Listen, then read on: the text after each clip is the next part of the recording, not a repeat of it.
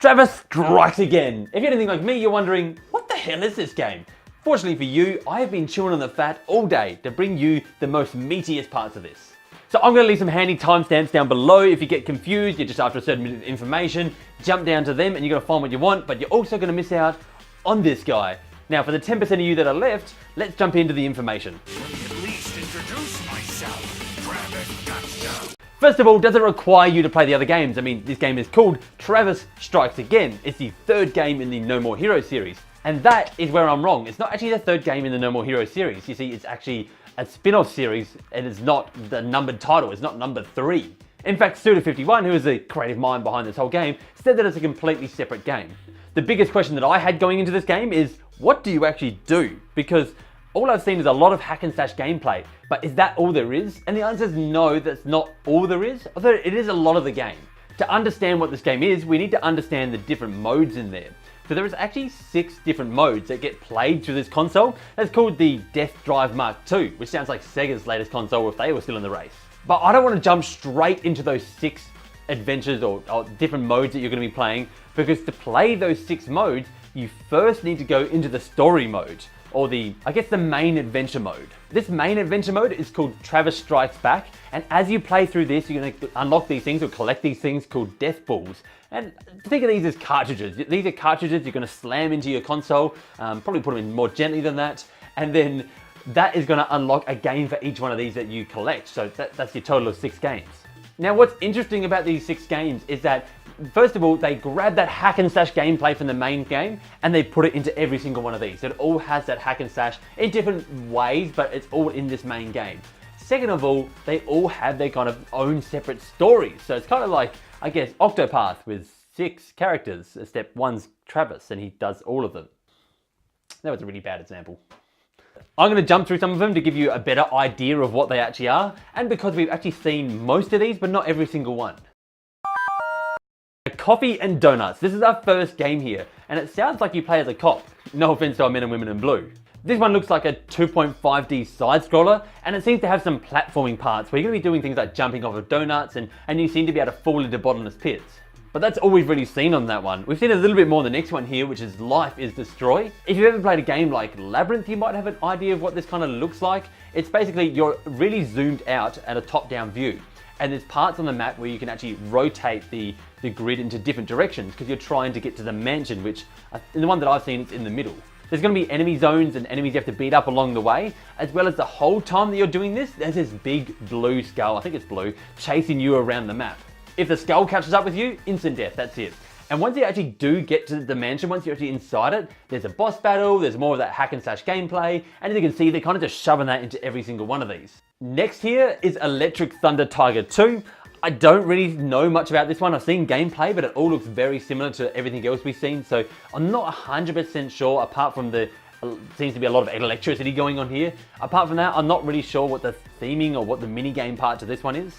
Golden Dragon GP is our next one here. Now this one gets a little racy, if you know what I mean, which you don't, because I haven't actually gotten to the gameplay yet.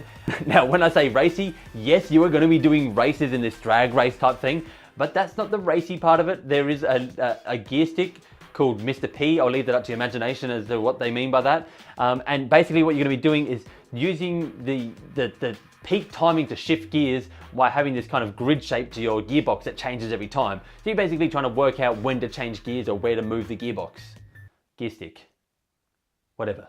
I'm really jumping through these, but I'm not explaining that, as I said at the start, each one does have its own separate story and the way it's told and what you're going to do. Like in this one here, you've got to go collect, I think, better gearboxes so that you can compete in the better races, and that's where you're going to get back into the hack and slash gameplay again. As I said, the story and that hack and slash are kind of entwined in every single one of these. It's too late. I'm going to move right on to the multiplayer, which is the next big part of this game.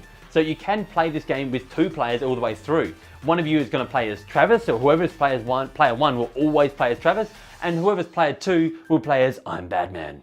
Okay, I promise not to do any more impersonations, but Batman, Suda has actually said in an interview that he really wants to do more with his story and kind of maybe put that in the DLC, so we'll probably see more of Batman in the future. If you do go ahead and buy the game digitally, you monster, what you can actually do is you can buy the season pass separately. It's $10 US, I believe. It's going to be released in 2 stages on the 28th of February and the 30th of April.